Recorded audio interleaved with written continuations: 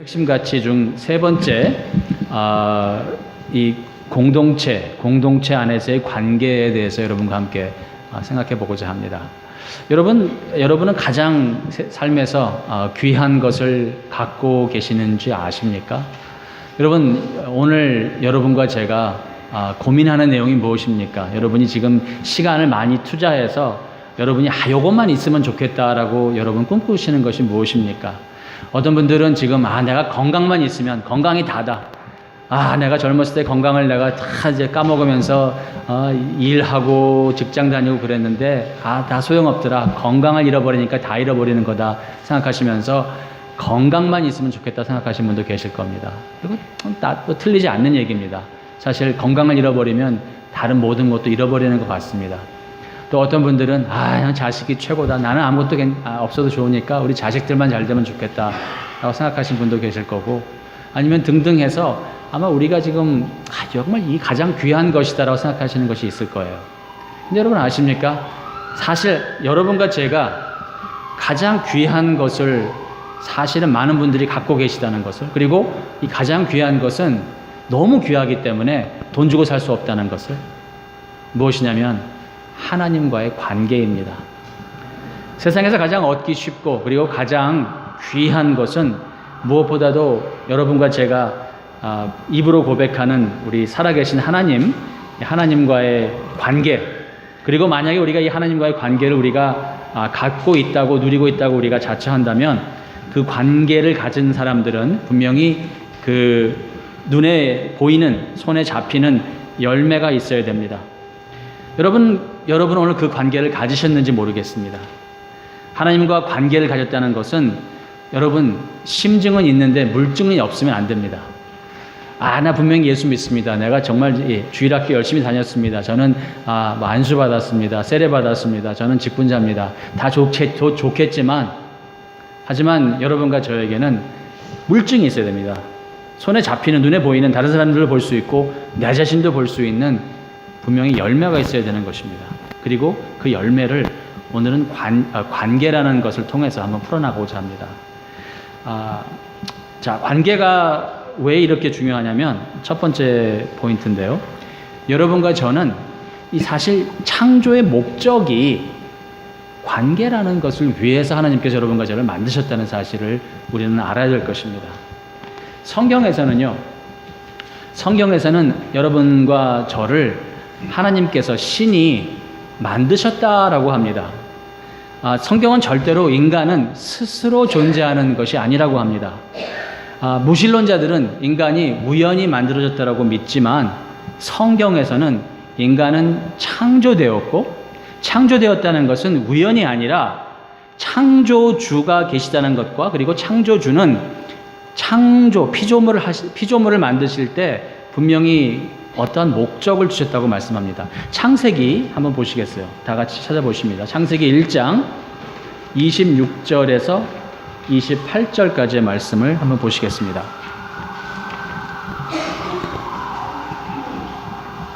창세기 1장 26절에서 28절까지 찾으셨죠? 한번 같이 한 목소리로 읽어보시겠습니다. 시작.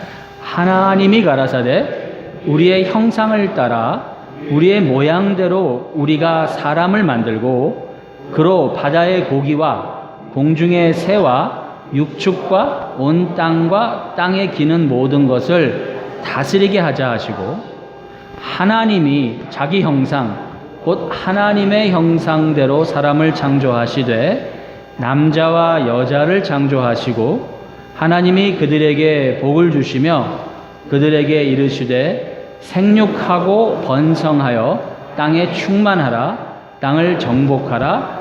바다의 고기와 공중의 새와 땅에 움직이는 모든 생물들을 다스리라 하시니라. 아멘. 여러분, 여기서 밑줄 그으시는 분들은 다스리라라는 말씀에 여러분 밑줄 그으시는 게 중요합니다. 26절에서 28절 사이에. 그리고 여기서 말씀하시는 하나님이 우리의 형상, 우리의 모양, 우리의 형상, 자기의 형상이라는 이 형상이라는 단어가 굉장히 중요합니다. 다시 말해서 창세기에서 하시는 말씀은 여러분과 제가, 하나님께서 여러분과 저를 만드실 때 여러 가지 모양으로 만드실 수 있었겠지만, 그러한 가능성이 있었겠지만, 하나님께서 여러분과 저를 만드실 때 다른 어떠한 모습으로 만들지 아니하시고 창조주이신 하나님 당신의 형상대로 형상을 여러분과 저의 속에 넣으시면서 여러분과 저의 삶 속에서는, 여러분과 저의 모습에서는, 여러분과 저라는 그런 존재 속에서는 하나님의 형상이 담겨져 있다는 거예요. 할렐루야. 얼마나 감사한지 몰라요. 여러 가지 방편으로 만드실 수 있었는데, 그리고 창세기 1장 26절에서 28절은 하나님이 어떻게 만드셨느냐가 아니라 왜 하나님께서 여러분과 저를 하나님의 형상으로 만드셨느냐, 어떻게 우리를 지으셨느냐가 중요한 것이 아니라 지금 이 창세기 1장 26절에서 28절에서는 왜 하나님께서 우리를 왜 하나님의 형상으로 왜 만드셨을까? 거기에 대한 대답은 다스리니라라는 것입니다. 다스린다라는 것은 통치한다라는 것이고 주권을 말하는 것인데, 하나님이 당신이 주권자시고 당신이 다스리시는 그 전능자신데, 그 하나님께서는 그 전능자의 다스리심을 누구에게? 인간에게, 여러분과 저에게 어떻게 부여하신다고 말씀하십니다. 왜? 여러분과 제가 하나님을 대표할 수 있도록 만드시기 위해서. 자, 우리가 이 하나님이라는 것에 대해서 조금만 더 생각을 해보고, 과연 여러분과 제가 하나님의 형상으로 지으심을 받았다는 것이 얼마나 소중한 건지 한번 깨달음이 있었으면 좋겠습니다. 하나님은, 성경에서 말씀하신 하나님은 한 분이십니다. 여러분 생각하십니까? 믿습니까? 네? 자, 혹시 여러분 중에는 나는 내가 생각하기에는 신은 여럿일 것이라고 생각하시는 분도 괜찮습니다. 계속 우리 교회에 나오시면서 한번 신이 존재한다면 과연 신은 여럿이 될 수 있는가, 아니면 신은, 하나님은 하나일까에 대해서 성경 말씀을 통해서 그리고 우리의 그 일상적인 삶을 통해서 깨달음이 있을 수 있는데, 근데 이 세상에는 하나의 신을 믿는 종교는 많습니다. 꼭 기독교가 아닐지라도 유일신을 믿는 종교들은 있습니다. 요즘 좀 위험한 생각들이 들고 있는데, 그게 뭐냐면 공부 좀 많이 했다고 하시는 분들이 책을 쓰시면서 하시는 말씀이, 유일신은 믿는 모든 종교는 궁극적으로 유일신을 믿는 것이기 때문에, 그리고 하나님은 하나라는 것을 전제로 한다면, 물론 그 유일신을 믿는 표현이 틀릴 수는 있지만 신은 하나이기 때문에 유일신을 믿는 모든 종교는 결국은 같은 신을 믿는 거 아이가라는 이야기를 하고 있어요. 그러면서 그것이 아니라 유일신을 믿을지라도 기독교에서 말하는 신과 다른 유일신을 믿는 다른 종교에서의 신은 다르다라고 얘기를 하면, 저 고리타분한 저 보수주의들, 저 고리타분한 마음이 좁아갖고는 좀 넓게 보지 못하는 자들로 대화가 많이 흘러갑니다. 여기 앉아 계신 분들은 아마 이런 경험이 별로 피부로 안 닿아올 수 있겠지만, 여러분 잘 생각해 보세요. 여러분의 자녀들은 지금 제가 전개한 이러한 아주 그 괴론에 여러분의 자녀들은 혹합니다. 자, 그렇기 때문에 특별히 여러분과 제가 관계를 위해서 창조되었고, 그리고 우리가 하나님의 형상을 위해서 창조되었다는 사실은 굉장히 중요한 포인트인 거예요. 어떻게 중요하냐면, 자, 우리 출애굽기 3장 한번 보시겠어요? 출애굽기 3장, 성경의 두 번째 책인 출애굽기 3장 13절에서 14절까지의 말씀. 출애굽기 3장은 하나님께서 모세라는 사람에게 이제 애굽에서 종살이하는 이스라엘 백성들을 하나님께서 구출하시고자 모세를 보내고자 하는데, 모세가 안 가려고 합니다. 그도 그럴 것이, 모세는 그 애굽에서 자랐던 사람이고 40년 동안 그 애굽과 이스라엘 백성들의 삶을 잘 알았는데, 문제는 자기 스스로 힘으로 하나님의 백성들을 구출하려고 하다가 살인을 하고 그리고는 도망을 가는 정도밖에 안 된 상황이었기 때문에, 하나님이 이제 모세가 80이 되었는데 모세 보고 내가 가서 너한테 할 일이 있는데 내 백성을 좀 구출했으면 좋겠다고 하니까 모세가 지금 발이 안 떨어지는 거예요. 그러면서 지금 그 하나님에게 물어봅니다. 하나님, 만약에 이런 경우가 생기면 어떻습니까? 13절, 14절 다 같이 읽어보십니다. 시작. 모세가 하나님께 고하되, 내가 이스라엘 자손에게 가서 이르기를 너희 조상의 하나님이 나를 너희에게 보내셨다 하면 그들이 내게 묻기를 그의 이름이 무엇이냐 하리니 내가 무엇이라고 그들에게 말하리이까? 하나님이 모세에게 이르시되 나는 스스로 있는 자니라. 또 이르시되 너는 이스라엘 자손에게 이같이 이르기를 스스로 있는 자가 나를 너희에게 보내셨다 하라. 아멘. 자, 13절 말씀 이해가 되시죠? 이스라엘 백성들에게 내가 가서 하나님이 시키는 일을 내가 해야 되는데 그 사람들이 저한테 물어볼 겁니다. 야, 너는 보이는데 하나님은 안 보여. 네가 하나님을 만났다고 하는데 그 증거를 한번 대면 좋겠어. 하나님이 당신의 이름이 뭐라고 하시든 이라고 물어보면 하나님 이름이 뭐라고 내가 얘기를 해야 돼요? 라고 하니까 하나님께서 모세에게 그래 내가 내 이름을 가르쳐 줄게. 근데 그 이름이 뭐냐면 나는 스스로 있는 자다라는 것입니다. 스스로 있다라는 것이 그러니까 혼자 있다라는 뜻이 아니에요. 스스로 있다라는 것은 이 저절로 있다라는 뜻도 아니고 스스로 있다라는 것은 지존한다라는 뜻인데 영어로 얘기를 하자면 I am who I am으로 번역이 됩니다. 경건한 유대인들은 이 단어를 거룩하신 하나님의 그 실명이기 때문에 마치 여러분과 제가 이렇게 교육받은 가정에서 자라서 누가 여러분에게 어떻게 부모님의 조남이 어떻게 되는고 그랬을 때 네 우리 아버지 이름은 홍길동입니다. 그러면 에이 못 배운 녀석이라고 우리가 얘기하는 것처럼 생각하는 것처럼 자식으로서 부모의 이름을 감히 우리가 입에 거론한다는 것은 우리가 이거는 예의가 안 된다고 생각하는 것이 사실 우리의 생각만이 아닙니다. 유대인들 같은 경우도 인간들이 죄인들이 거룩하신 하나님의 이름을 우리의 입술에 담는다는 것이 옳지 않다고 생각을 해서 그들은 이 히브리 단어로 쓰여진 I am who I am 나는 스스로 있는 자라는 하나님의 실명을 그들은 입에 담지 않습니다. 그 대신 아도나이 나의 주님이라는 그래서 읽기는 그렇게 보이는데 발음은 다르게 하는 것이 경건한 유대인들의 습관입니다. 근데 여기서 참 재미있는 게 뭐냐면요. 이 네 글자로 되는 야훼 아니면 저호바라고도 흔히 우리가 발음하긴 하는데 확실한 발음 모르는 이 네 가지 단어가 I am who I am이라는 그 단어로서 될 때 중요한 포인트는 뭐냐면 하나님께서는 시간의 구애를 받지 아니하시는 분이라는 거예요. 하나님은 다시 말해서 완전하신 분인데 완전하시기 때문에 어저께 몰랐던 내용을 오늘 깨달아 가시고 오늘도 내일의 가능성에 대해서 모르시다가 내일 돼 가봐야지 아는 분이 아니시라는 거예요. 그렇기 때문에 하나님이 계신 곳은 언제든지 지금입니다. 그렇기 때문에 하나님이 계신 곳에서는 시간의 구애를 받지 않기 때문에 하나님은 영원하신 것입니다.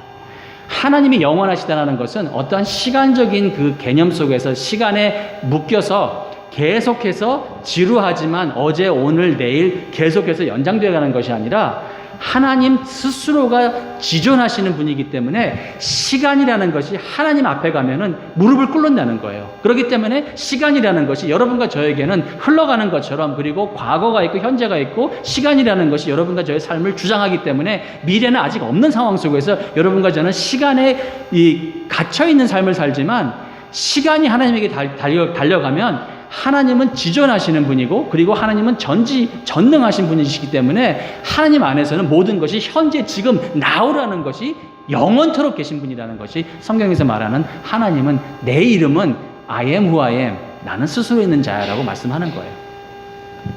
이해가 되십니까? 조금. 네.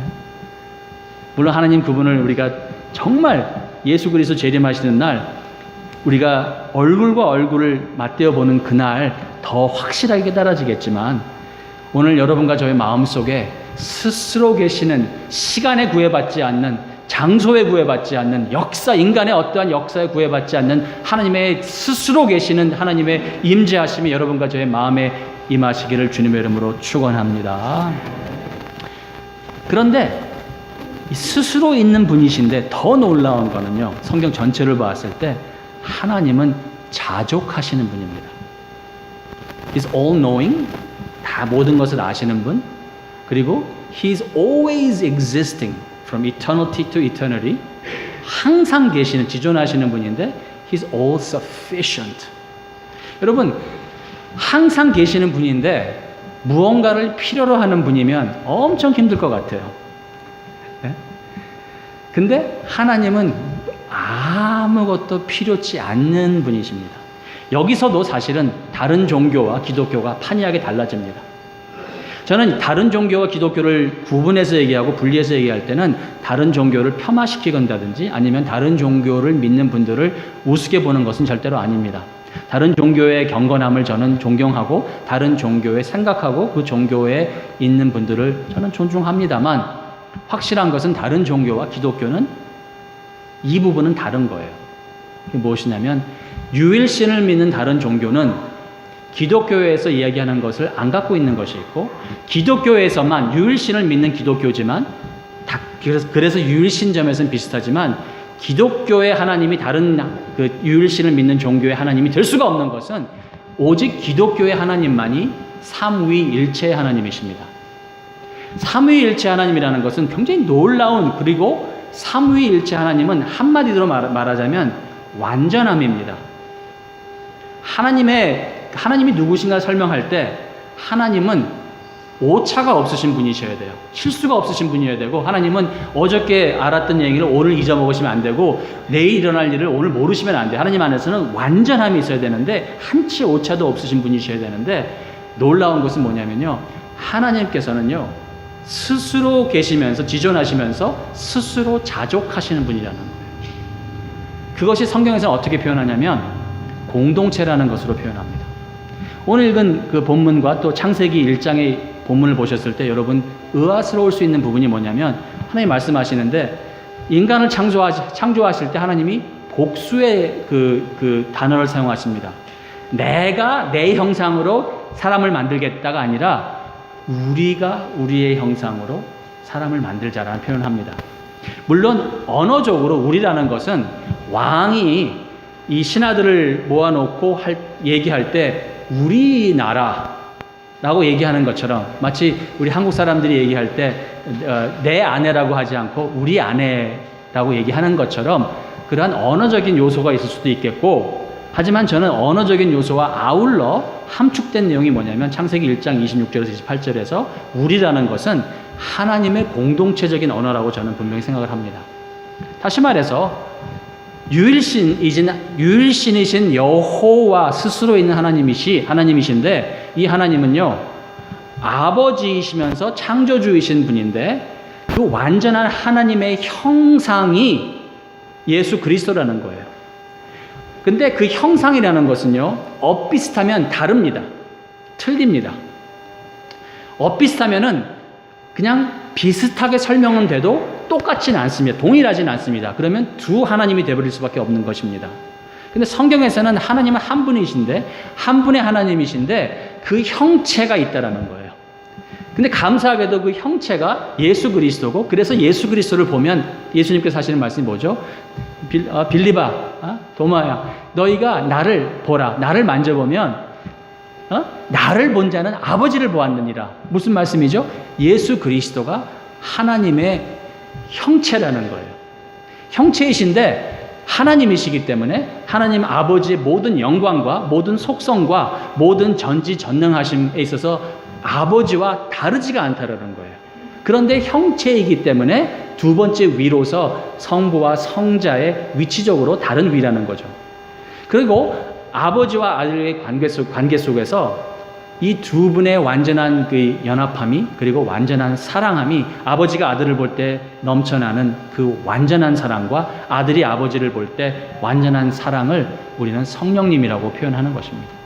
성령이라는 것은 단순히 어떤 에너지가 아니라 인격을 가지신 그리고 성령이라는 것은 아버지와 아들로부터 나오시는 그 하나님의 형체이시며 본질적이고 하나님의 모든 영광과 존귀와 찬송과 모든 속성에 있어서 능력, 지혜 모든 면에서 하나도 다른 것이 없는 분이 성령님이신데 성부, 성자, 성령님이 세 하나님이 아니라 한 분의 하나님으로서 세 Godhead, 세 위로서 영원부터 영원토록 존재하시는 것이 우리 하나님이라는 사실이 성경에서 가르쳐주는 독특한 기독교의 신관인 것입니다. 이 신관이 여러분 안에서 마음속에서 깨달아지시기를 주님의 이름으로 축원합니다. 이거는 인간의 노력으로 인간의 힘으로 제가 아무리 칠판 큰 거 갖다 놓고 아무리 분필 많이 사용해서 해도 되지가 않아요. 이 말씀은 정말 하나님의 그 성령의 간섭하심이 여러분과 저의 마음속에, 여러분과 저의 어두운 마음속에 꿰뚫고 들어오시면서 영적으로 진리적으로 깨달음을 주실 때, 다시 말해서 예수를 통해서 하나님을 만날 때, 아, 하나님이 이런 분이구나, 삼위일체 하나님이다 라고 깨달아지는 것입니다. 혹시 이 자리에 아직도 하나님을 못 만나 보신 분이 계시다면 하나님의 긍휼하심이 임하셔서 삼위일체 하나님이 여러분의 마음속에 임하시기를 주님의 이름으로 축원합니다.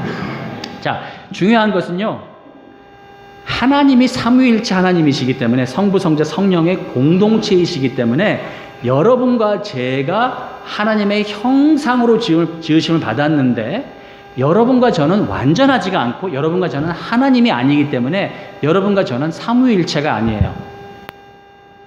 아시겠어요? 물론 바쁘셔갖고, 야, 내가 정말 몸이 3개라도 하나 못 살겠다. 그거는 그냥 바쁜 거일 뿐이고, 엄마의 역할, 아내의 역할, 딸의 역할, 부모의 역할, 선생의 역할, 여러 가지 역할을 담당하는 것이지만, 여러분과 저는 트리니티, 삼위일체가 아니라 여러분과 저는 그냥 일위일체인 거예요. 자, 일위일체가 삼위일체 하나님의 형상을 우리가 이 세상에서 나타내려면 무엇이 필요할까요? 서로가 필요한 거예요. 그래서 창세기에서는 하나님께서 우리가 우리의 형상으로 인간을 만들되 어떻게? 남자와 여자로 만들고 라고 표현하는 것입니다. 다시 말해서 여러분과 저는, 하나님께서 여러분과 저를 구원하시되 개인적으로 구원하시는 하나님이 아닌 거예요.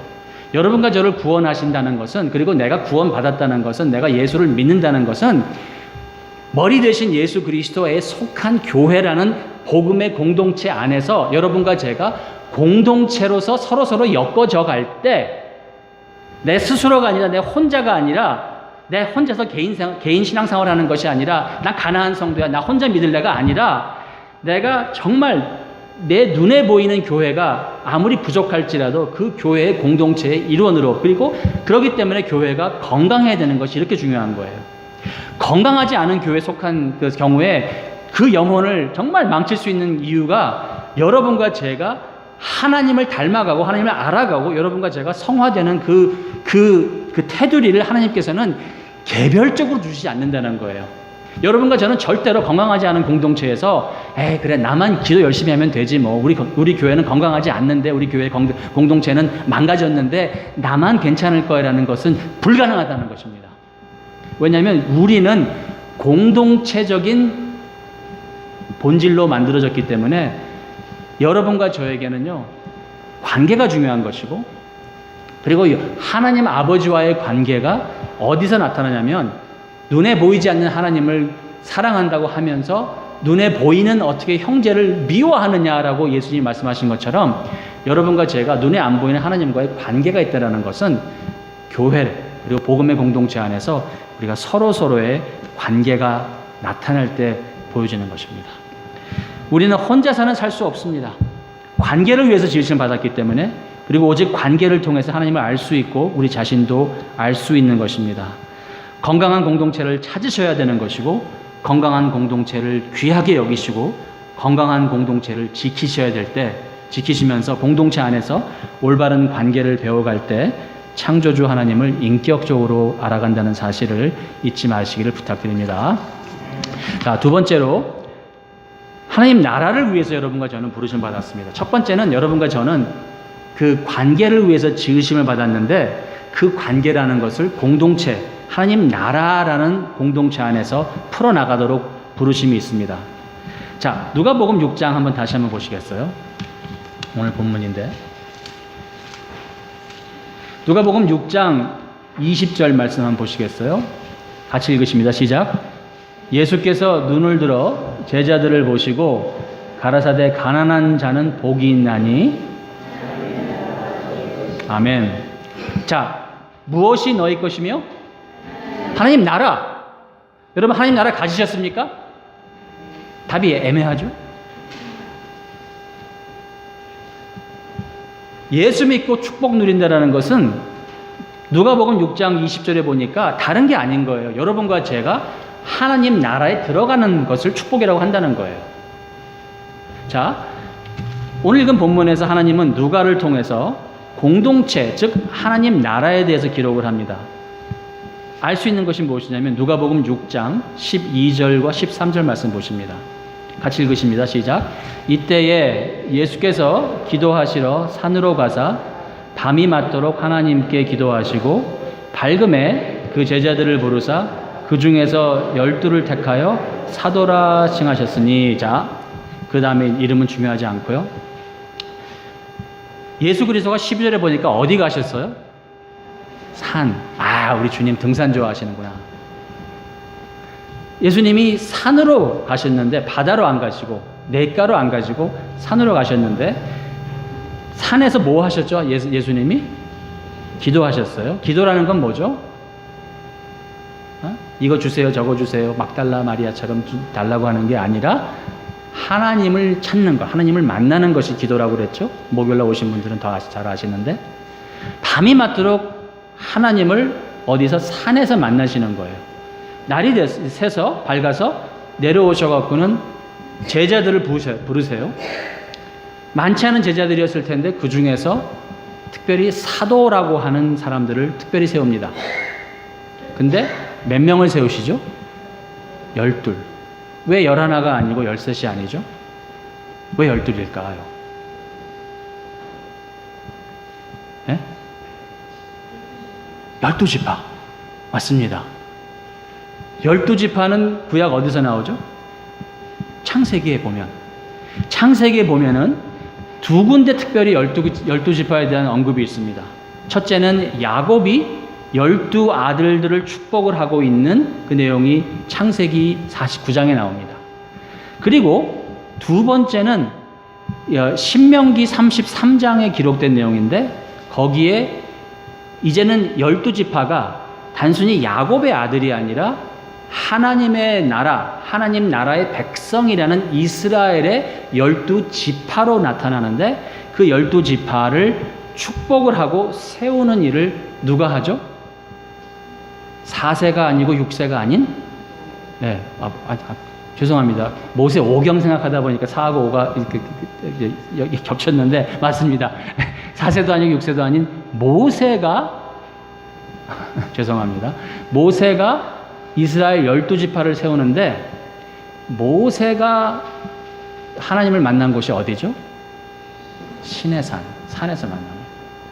산이 신령해서가 아니라, 물론 구약의 구속사역의 패러다임 속에서는 산이라는 곳에서 하나님께서는 계속 불러내시는데, 그것은 이 사람들이 지은 그 마을에서 이 사람들이 지은 곳이 아닌 하나님의 그 자연과, 그리고 이 광야 같은 이 황벌한 그런 곳으로 부르시는 그런 뜻도 있는데, 중요한 것은 여기서 누가복음에서 하나님께서는 완전한 모세이신 예수 그리스도, 모세는 부분적으로 하나님 나라에 대해서 부분적으로 이스라엘 12지파를 세움으로 해서 하나님의 그 구속 사역을 보여주셨는데, 몇천 년이 지난 다음에 이제는 완전한 모세이신 예수 그리스도가 산에 가셔서 하나님과의 그 대면하심 후에 내려오셔갖고는 11도 아니고 13도 아닌 12사도를 세우시면서 하시는 일을 하나님께서는 누가를 통해서 뭐라고 말씀하시는 거냐면, 내가 이제 새로운 것을 창조한다. 단순히 구약에 있는 이스라엘 공동체가 망가진 모습이 있는데 그것을 내가 고쳐갖고 그저 잘 쓰려고 하는 것이 아니라, 그것은 옛것은 지나갔고 내가 이제 새로운 것을 새롭게 창조한다. 새로운 창조를 하는데 옛날의 모습이 계속 있을 것인데, 그 새로운 창조에 있어서 예수 그리스도를 통해서 하나님께서 하시는 것은 뭐냐면, 망가진 것을 그냥 단순히 고치는 것이 아니라 새 하늘, 새 땅을 창조하시면서 새 나라, 새 언약이라는 것을 말씀하시면서, 그 새 언약이 하나님 나라라는 것으로 여러분과 저의 삶 속에 현실적으로 나타나는 것을 말씀하시는 거예요. 그리고 17절, 사람 믿음 쭉 지나가고 나서 17절에서 19절은 뭐냐면 미리 보기, 맛보기입니다. 한번 읽어보실게요. 시작. 예수께서 저희와 함께 내려오사 평지에 서시니 그 제자의 허다한 무리와 또 예수의 말씀도 듣고 병고침을 얻으려고 유대 사방과 예루살렘과 및 두로와 시돈의 해안으로부터 온 많은 백성도 있더라. 더러운 귀신에게 고난받는 자들도 고침을 얻은지라. 온 무리가 예수를 만지려고 힘쓰니 이는 능력이 예수께로 나가서 모든 사람을 낫게 함이로라. 다시 말해서 이 17절에서 19절까지는 하나님의 나라를 이 예수를 통해서 미리 보게 하시는 거예요. 하나님의 나라는 어떤 나라느냐? 더 이상 병과 더 이상 죄가 그리고 더 이상 사망이 여러분과 저를 좌지우지하지 못하는 나라. 악한 병에 시달리는 사람이 다 병이 낫고 죄에 시달리던 사람들이 더 이상 죄로 고민하지 않고 예수 그리스도의 통치하심이 완전하게 이루어지는 그 예수 그리스도의 하나님의 나라가 지금 예수로 말미암아서 부분적으로 누가 복음을 기록된 이 상황 속에서 지금 산에서 내려오신 예수 그리스도가 12지파를 대표하는 12제자들을 모으시고 그 평지에 쓰셨을 때 벌써 거기서 놀랍게도 하나님의 나라의 그 실체가 예수를 보는 자들에게는 보여진다는 것입니다. 할렐루야. 다시 말해서 여러분, 복음이 얘기하는 이 하나님의 나라라는 것은요, 정말 이 미리 보이는 이 하나님의 나라라는 것은 여러분과 제가 맛보아야 되는 나라인데, 이 나라를 미리 보여주시면서 20절부터 23절 그리고 24절부터 26절에는 하나님 나라에 속한 사람들과 그리고 하나님 나라에 속하지 않은 사람들의 두 부류를 나누십니다.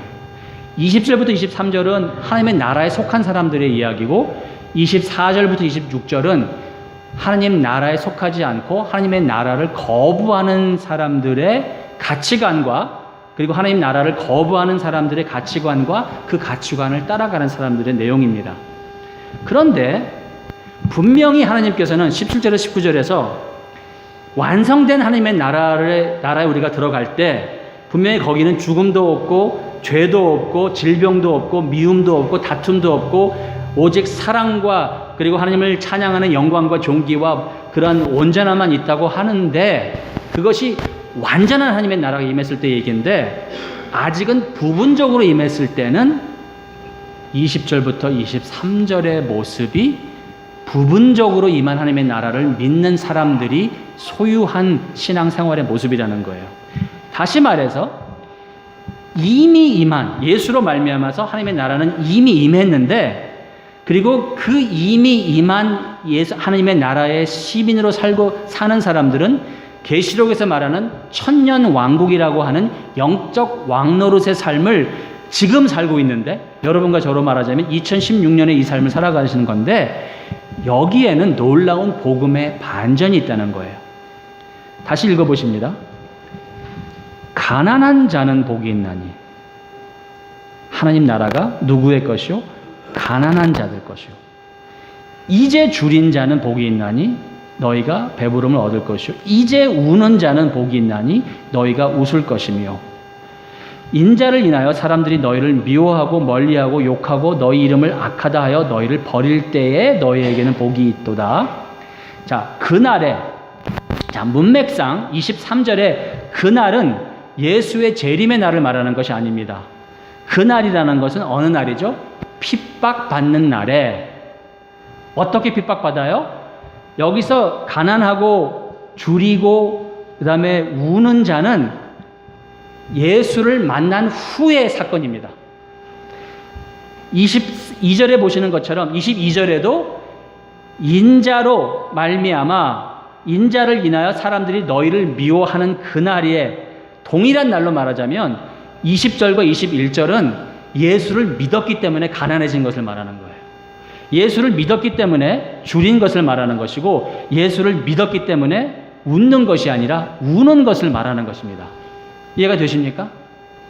사실 이 부분을 가지고 우리가 전도를 한다 그러면 사실 우리 생각하기에는 누가 예수 믿어?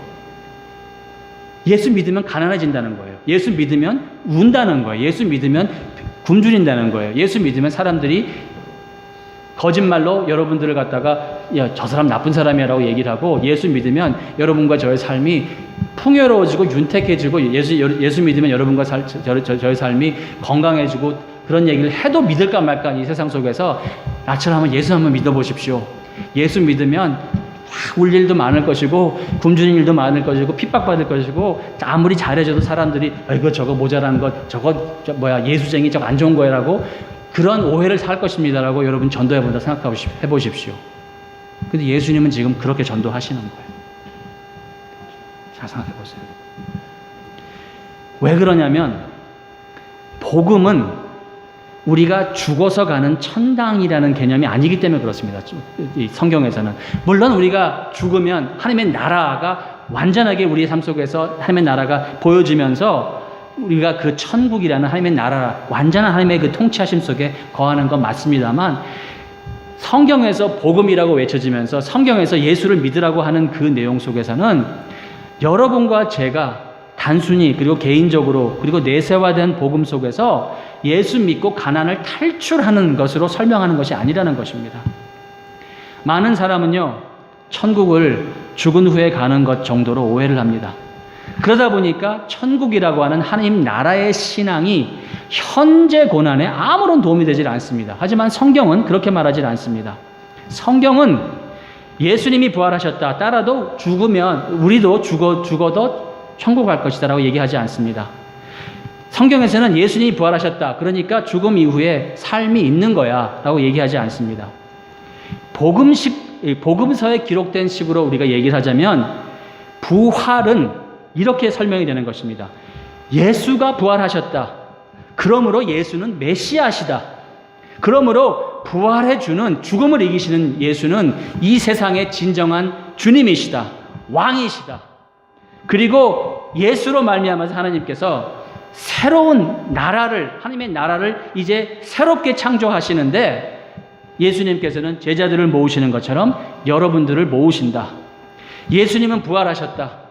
예수님은 왕이시고 그리고 예수님은 주인이신데 이제 예수님은 제자들을 모으시면서 제자들에게 나의 대사가 되어주렴, 나의 앰베서더가 되어주렴, 나를 대신해서 이 세상을 다스리는 일을 나처럼 해주렴.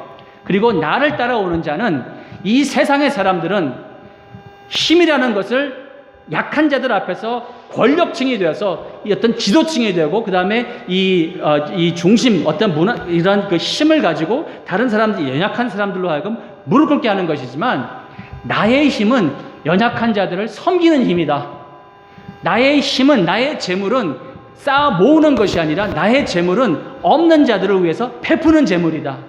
그리고 내가 너희들에게 주고자 하는 왕권을 얻기 위해서 너희들은 이 세상 사람들은 올라가기 위해서 스펙을 쌓고 다른 사람들을 눌러 밟으면서 가장 높은 데 올라가는 것이 정상에 올라가는 것이 아하 웃는 자들이 되는 것이지만 너희들은 그래서는 안 된다. 너희들은 우는 자들이 되어서 다른 우는 자들이 있을 때 그들과 함께 울 줄 알아야 되는 것이고 소외된 자들이 있을 때 그들과 함께 소외될 줄 알아야 되고 너는 다른 사람처럼 세상 사람처럼 힘을 모으려고 하지 말고 힘을 쓸 줄 알아야 되는 것이다. 나를 따라오려고 하거든 누구든지 옛것은 지나갔으니 이제 새로운 피조물이 되어서 나를 따라오려고 하는 자들은 자신을 부인하고 날마다 십자가를 지고 나를 따를 것이니라고 예수님은 외치신다는 것입니다. 이 부르심에 응답하시는 여러분 되시기를 주님의 이름으로 축원합니다. 여러분 성경이 말하는 복음과 성경이 말하는 하나님 나라라는 것은 죽은 다음에 있는 막연한 곳이 아니라 지금 이곳에 예수 그리스도의 통치하심이 지금 이곳에 여러분과 저의 마음속에 꿰뚫고 들어오신다면 여러분과 저의 마음속에 하나님의 나라가 있는 것이고 그리고 이러한 공동체가 의도적으로 의지적으로 십자가를 지고 이 세상에 복음을 들고 세상을 향해서 나갈 때 이 교회에 하나님의 나라가 임하시는 줄로 저는 믿습니다. 이번 주에 제가 바하의 부활절 오라토리오를 들었습니다. 거기에 도마가 절망에 빠져서 이런 고백을 합니다. 바다는 너무 깊고 하늘은 너무 높아. 나는 헤엄을 칠 수도 없고 날 수도 없어. 나는 그런데 여기 있어야 하는데 내가 어떻게 여기서 알 수 있는지, 내가 이곳에 어떻게 알 수 있는지 하면서 그런 독백을 합니다.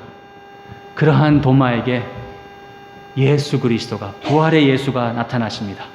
그리고 예수님이 말씀하십니다. 도마야, 내 상처를 만져봐라. 그리고 도마가 그 상처를 만질 때 도마 앞에는 더 이상 좌절의 세계가 아니라 더 이상 혼자의 힘으로는 오버컴할 수 없는 그런 죄악의 세상이 아니라 부활과 하나님의 나라라는 그 새로운 세계가 그를 뒤엎는 흔드는 현실로 나타나서 그의 고백이 바뀝니다. 아, 바다가 갈라졌다. 바로의 물이 절망, 그리고 회의, 그리고 두려움, 그리고 교만, 이런 것들이 더 이상 우리를 두렵게 하지 않는다. 반드시 우리는 저편으로 건너가야만 한다. 하늘이 머리를 숙이는구나.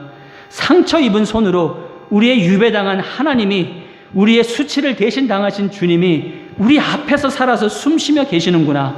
그 말씀이 가까이 왔고 우리의 이름을 부르시는구나. 회의에 지성하는 새로운 알미, 보지 못하는 눈에게 새로운 시각이 생겨나는구나. 회의하는 자가 새로운 신뢰를 찾아서 믿음으로 아는 새로운 희망이 찾는구나. 이 말과 함께 도마는 깊은 숨을 들이쉬면서 한마디로 역사와 신앙을 한 군데로 가져옵니다. 그것이 뭔지 아십니까? 오, 예수 그리스도 나의 주, 나의 하나님이시여. 할렐루야.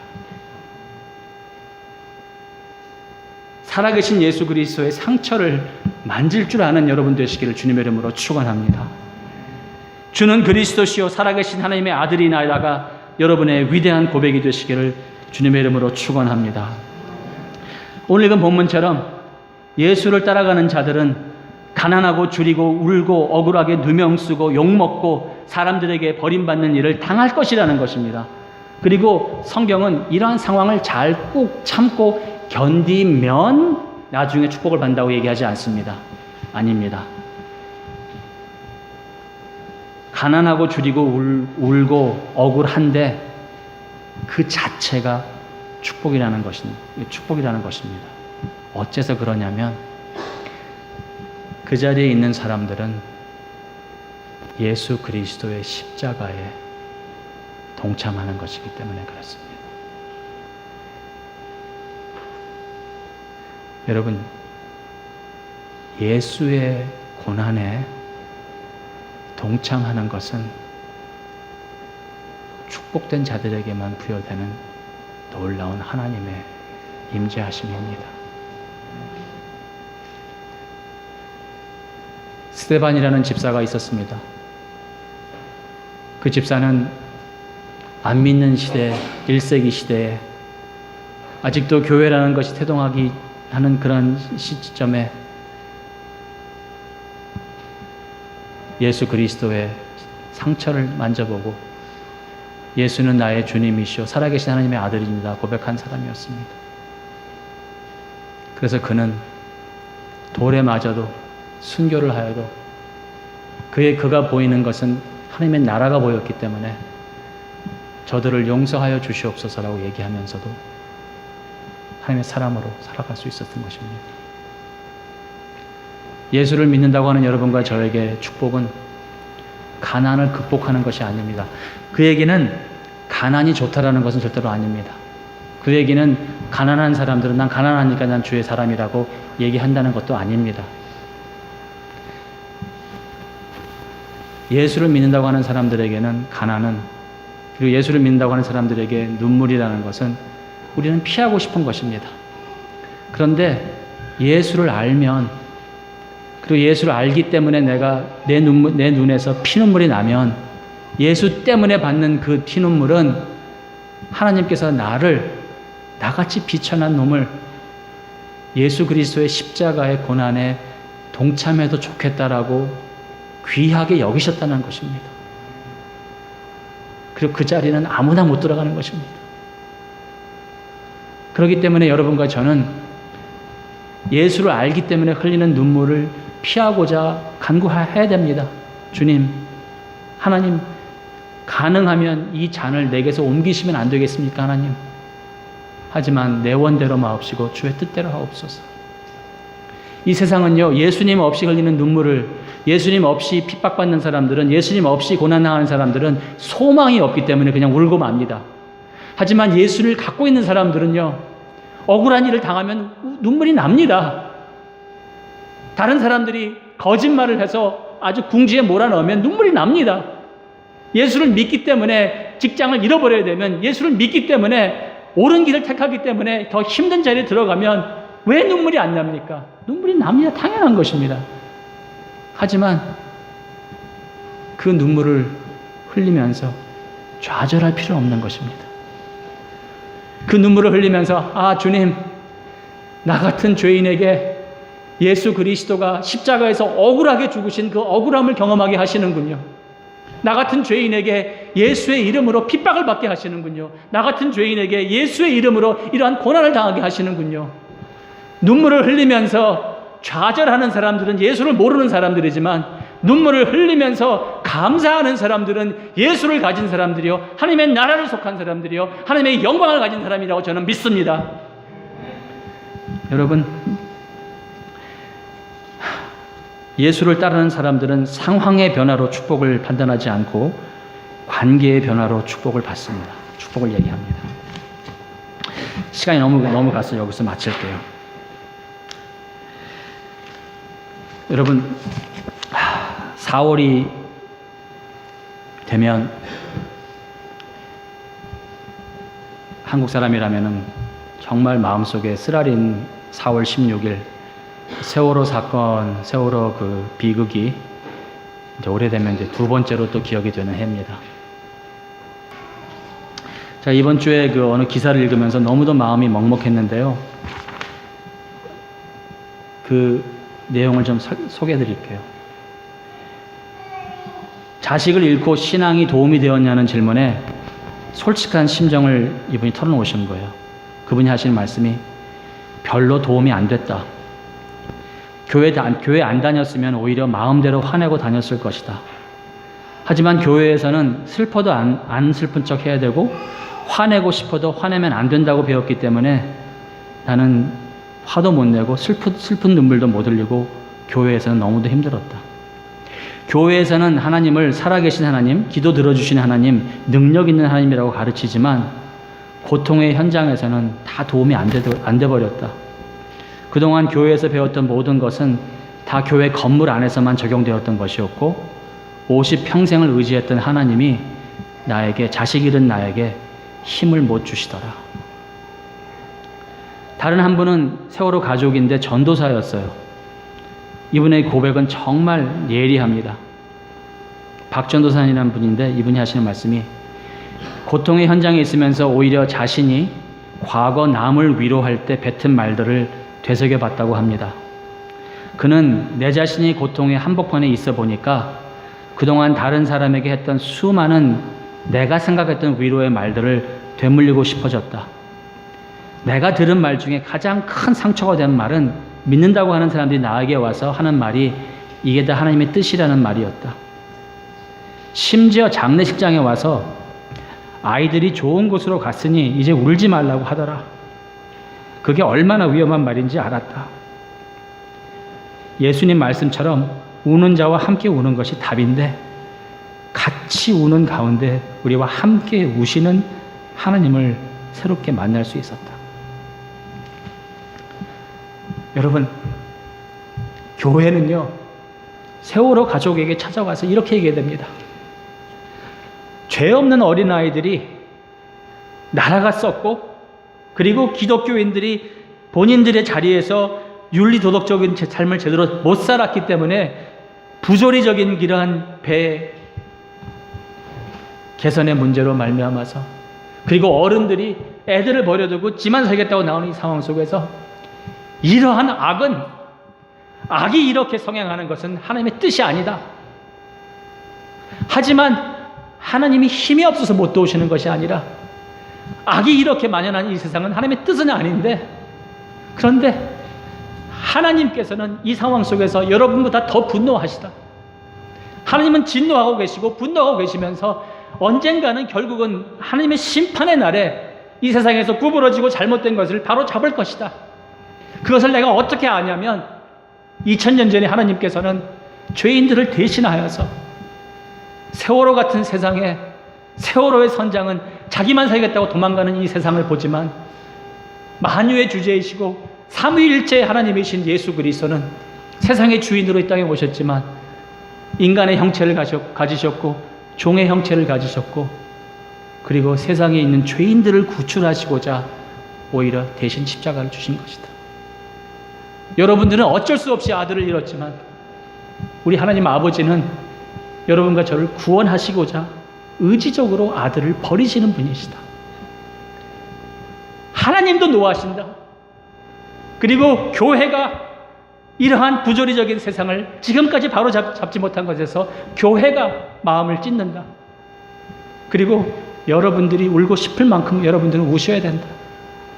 그만하라는 말은 우리는 할 수 없는 것이고 우리는 이 상황 속에서 고통의 현장에서 우리가 할 수 있는 것은 아무것도 없지만 여러분과 함께 울 것이고 그리고 우리는 이러한 일이 다시는 생기지 않도록 세상을 바로잡기 위해서 교회 안을 먼저 바로잡을 것이고 그리고 우리가 세상에 나가서 하나님의 나라의 일원으로서 우리는 예수의 이름으로 핍박을 받을지언정 옳은 일을 위해서 곧은 일을 위해서 바로잡는 일을 위해서 우리는 자신을 부인하고 십자가를 지고 예수 그리스도의 제자의 삶을 살아갈 것이다. 여러분, 우리는 이러한 어두운 세상 속에서 교회로서의 부르심이 있습니다. 혼자가 아닙니다. 창조주 하나님의 그 공동체의 모습으로 형상으로 지으심받은 여러분과 저는 이제 같이 하나님의 나라에 들어가며 그리고 이 하나님의 나라가 땅끝까지 증거되는 일에 예수 그리스도의 통치하심이 십자가를 통해서 죄인들을 구원하시는 이 거꾸로 된 하나님의 나라가 내려감으로써 우리가 버림으로써 희생함으로써 올라가고 높아지고 그 고귀한 예수 그리스도 십자가가 이 땅에 복음의 증거가 되는 이 삶을 살아가기 위해서 여러분과 저는 이 교회에서 하나님을 알되 힘써 알아야 될 줄로 저는 믿습니다. 하나님을 사모하십시다. 하나님 삼위일체 하나님을 알아가십시다. 그리고 이 하나님과의 인격적인 만남 속에서 우리 교회 안으로 정말 바로 되고 그리고 우리가 이 하나가 되어서 이 구부러진 세상에 하나님의 나라의 그 실체의 모습을 증거하기 위해서 우리 주위에 눈물 뿌려 흘리는 자들, 소외된 자들에게 달려갈 줄 아는 그러한 교회가 되기를 주님의 이름으로 축원합니다.